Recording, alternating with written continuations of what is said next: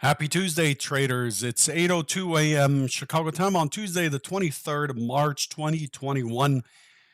This is episode number 1960. Thanks for joining me. Derivatives trading is not suitable for all investors. Past performance is not necessarily indicative of future results. How is everyone this morning? How was trading yesterday? How you doing? How you feeling? Did you sleep well? Um Let's dive right into the convergent trading pre-market summary sheet. We could see that we're clearly in a risk-off situation here. The indices are slightly lower. The S&P, the laggard today is crude. Crude taking a hit, down $2.49 from settlement. $2.49 from settlement. This is the May crude trading at 59.07, below the $60 figure, and on demand concerns. Again, crude is a laggard today, taking a bit of a hit. The Russell is the next weakest piece here. The Russell's down 19 and a half points, or 0.86%. The cable, the euro are also lower today by 0.5% and 0.43% respectively. And the Dow Jones is down 106 points, or 0.32%. The S&P is down 8.75 points from yesterday's settlement, or 0.22%. Silver's off 3 cents. Gold is off 40 cents. Or almost break even. The Euro stocks are break even. The DAX is pretty much break even. The 10-year note is slightly up, up 8 big ticks. The yen is up. The Bund is up. The NASDAQ is up, surprisingly, 33 and a quarter points, or 0.25%. The bonds are up 15 ticks, and the dollar is very strong this morning, or slightly strong. I shouldn't say very. It's up 33 and a half cents, trading at 92.0750 on the futures. So that's where we stand this morning. Looks like allocation is to safety. So risk off sentiment coming into the session. As we see from the summary sheet in front of us, we have a lot going on today. We get new home sales, but we also get Fed's chair, Powell, at 12 Eastern, 11 Central, 12 Eastern, 11 Central. Fed's Bostic at 10:10, and Fed's Brainerd at 1:25 Eastern and 3:45 Eastern as well. API crude oil stock change at 4:30 after the close. The S&P currently, the volume's 208,000 contracts, which is pretty solid. The inventory is about 80% short, 80% short. And the range is 30 and a half points on what is a double distribution profile. The upper distribution smaller than the lower. The lower distribution looks quite balanced, but we formed an upper distribution. We broke lower, looks like long liquidation, and then bounce back up, and we are consolidating around the current point of control, the overnight point of control, which is at 39.1875. 39.1875. Let me fix my cloud notes here for the Convergent members. Shifted slightly. There we go. So that's where we stand this morning. Let's hop on over and look at what we did, what we talked about yesterday versus what we got yesterday. The primary scenario is an open auction that is likely to dip down into the 3,900, potentially down into 38.88. Oh, actually 3,900 down into 38.97. The overnight point of control. Then I was looking for an impulse higher. Was looking for it to take out the 1950, and just rest, given that it's a Monday. And given that it's a Monday, I did talk about the fact that we have the single up above as a key target area, and then of course the MC point of control at 36, 29 half, 36 key areas above. but I didn't expect much range yesterday. I have very, very low expectations of the market. The secondary is a push through the overnight high, then an impulse down to bring us into the overnight point of control, um, which again was at 96 or so. And then I was looking for it to test the other side, come all the way down into this MC point of control at 88. Here's what actually happened as we look at yesterday's action. This is what we got. Note that you know um, yesterday's action didn't fill much of the chart. This is a four tick Renko. You only get a bar when there are enough rotations or it rotates enough. In comparison to Friday's action, we're only getting 2/3 of the screen is tied up with Friday's action of the same resolution, and then yesterday's entire day basically fits into 1/3 of the screen. That tells you that it was a very uh, a relatively slow day. We end up doing an open auction, very clean and clear. 39.10 is the opening swing high, and then 39.0350 opening swing low. We consolidate. You can see we're trampling all over the opening swing, which tells us the market's in balance.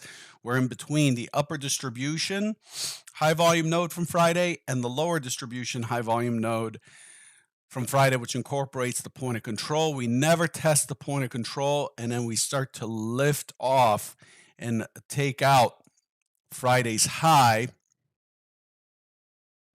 which is you recall is at 39.1950.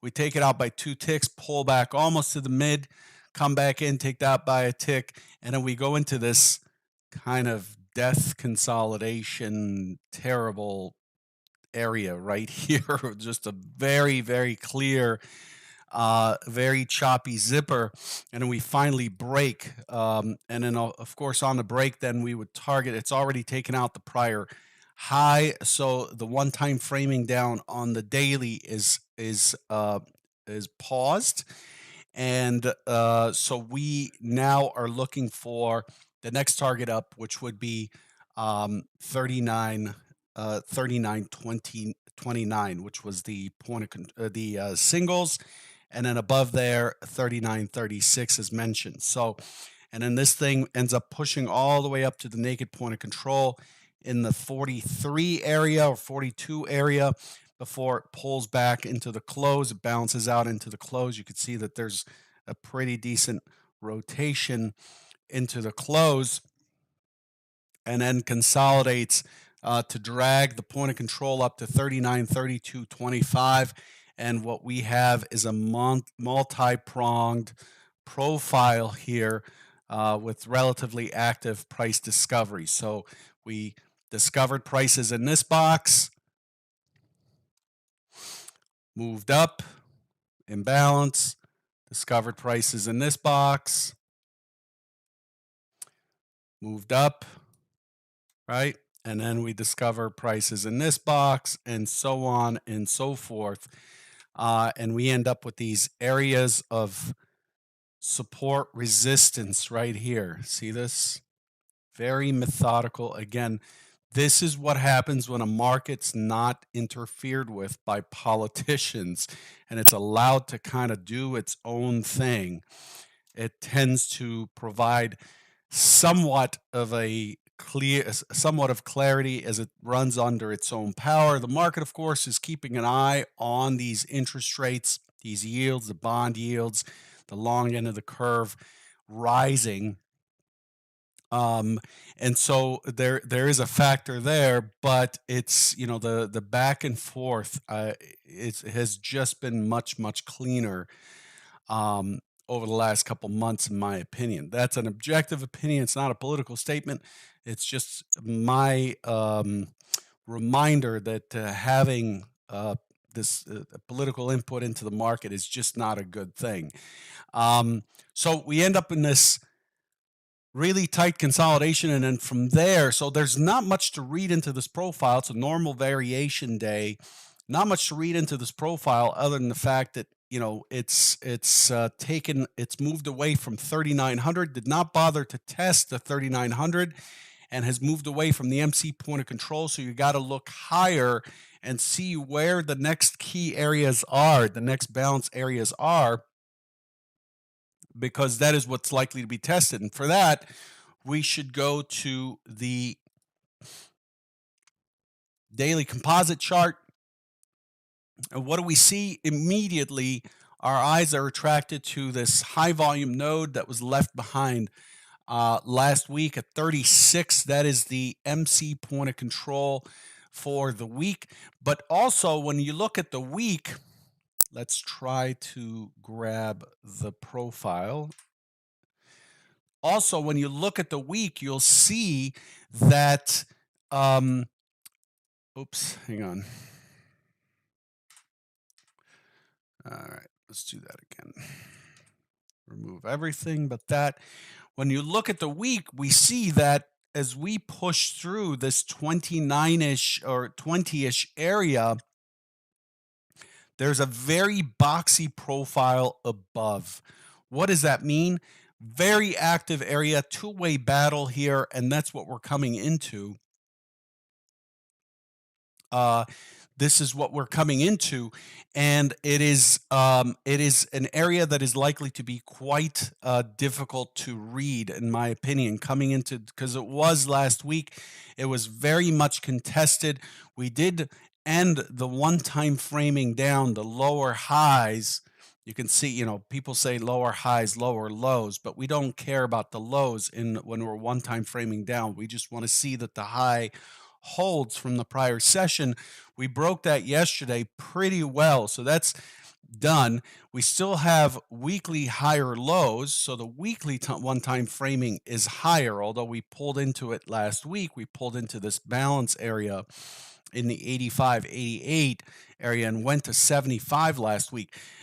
We are back now on the daily in line with the weekly, and so there are forces in play here on both sides that have an incentive to push in both directions, and they are likely to meet.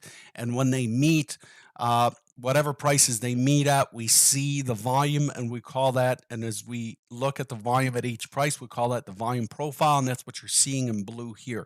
How much of something did the market demand or supply, and how much got executed? That's the essence of what we're looking at. That is, to me, the purest way and the cleanest way to read an auction. It's not what price, it is how much of that price as well. These things go together: time, price, volume, the basic building blocks, the macro blocks, so to speak, of the market, and they're represented here in this chart.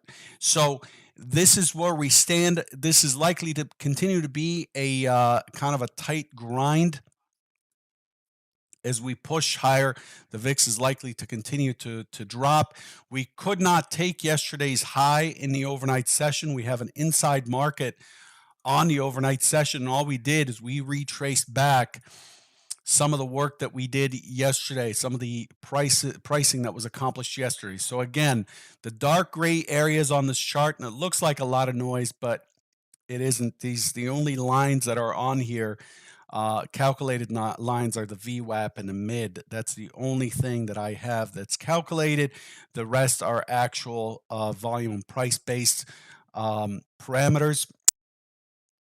And the dark gray is the RTH session, and everything else beyond the dark gray is the extended trading hours. And so we see yesterday we opened and we immediately went into a one-time framing market to the upside. This is a 30-minute bar chart. We pulled back on the close, and then from there we open up, we test a little bit higher into the 39, and then we just drop right off, right? So we completely drop right off, and we go back to where we had the lower distribution yesterday, right in here, and we build ourselves a new balance zone in that area. So we're brought back to the 3920 area, and that's what we're tangling with here. 214,000 contracts traded.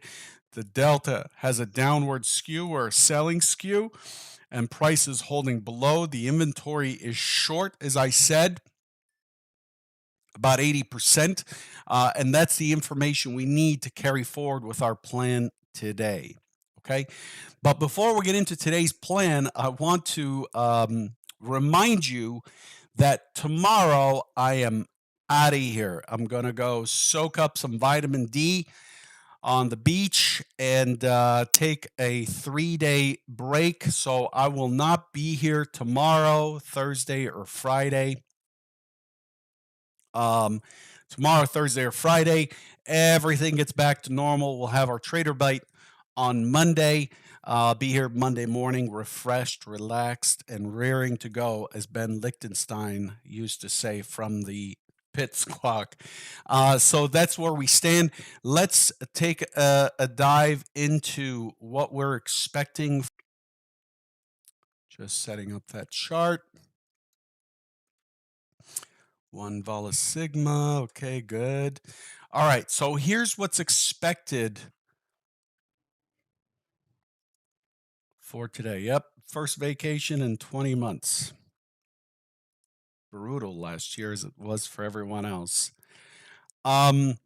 First scenario, we're opening above the overnight point of control. We're approaching the mid. We are tangled with the full session VWAP.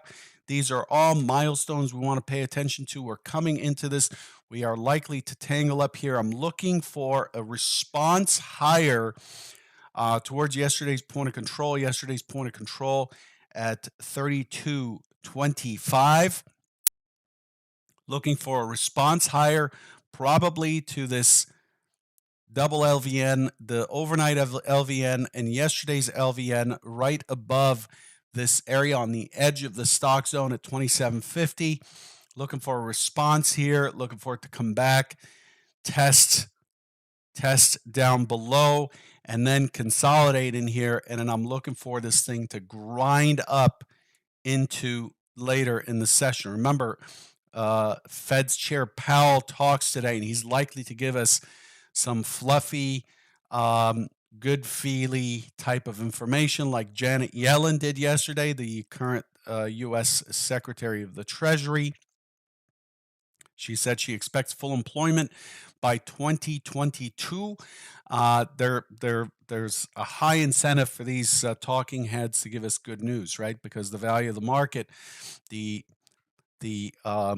perceived value of the market is buoyed by these comments. So the secondary open auction in range, the market then drops in and then just consolidates. And what we have is a day that just kind of sits in the middle. Remember, above us on the composite, we saw there's a thick layer of volume up here, up into this region. So as we push up through 35, we have a lot of volume. So I'm expecting this to have a lot of difficulty pushing higher. So we are likely to hold sideways and then breach the overnight low to give us the overnight stat. I'm not sure if it'll breach the 3903.50 from yesterday, but if it does, that'll make things very, very interesting. We're likely to see 3900 and potentially 3888 again on scenario 2. From a trader's perspective, scenario 2, or the selling, whatever that is a better opportunity for us. We're likely to see volatility come in. We're likely to see some better opportunities. Of course, opportunities in trading show up in the form of gain or loss. It just depends on how good you are at managing your risk. So to me, it's just a kind of a sit sideways and then fall over on the second scenario, or sit sideways, test both sides, build a good foundation, a nice set of a nice set of zippers to lean against and then take off. Remember, the market loves doing this, by the way. Let me switch this to white so that I can show you. This is a little extra nugget here for you. And I showed you this on the trigger chart.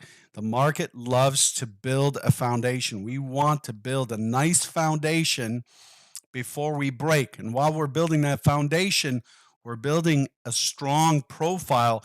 And that profile exists because for every buyer in futures, there's a seller.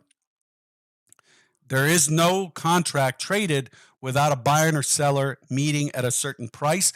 And as it people here are betting for a break down or a break higher. And as it breaks higher, the shorts in this region that formed this volume, a bunch of them are likely to cover.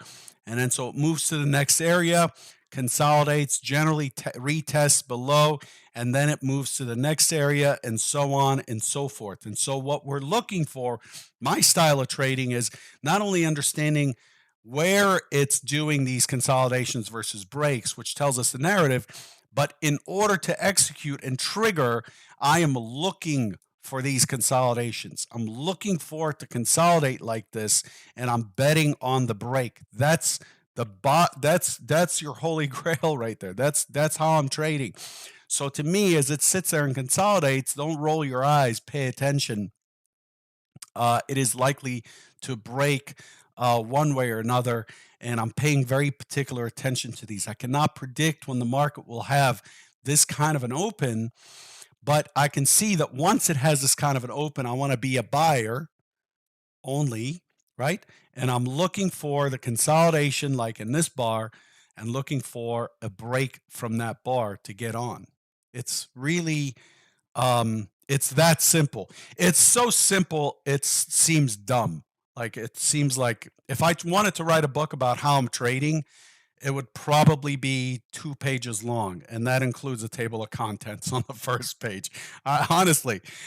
Anyway, past performance is not necessarily indicative of future results, of course, but I'm just telling you my honest opinion. The more you complicate what's going on here, and this may look like a complicated chart, but each component here is important to me for my execution and trade control. These stock zones that you see up here, the volume profile separating the day session volume profile, which is in blue, from the orange, which is the full session. How are we doing in the full session versus the day? The VWAP, the mid, all of that. Every component of this chart is important to me, except for maybe this. This I probably should get rid of. I don't use because I have it on my volume scope or footprint chart. Anyway, I'm giving you everything I can. Good luck, and I'll catch you next Monday. I will be gone tomorrow. Take care, everyone.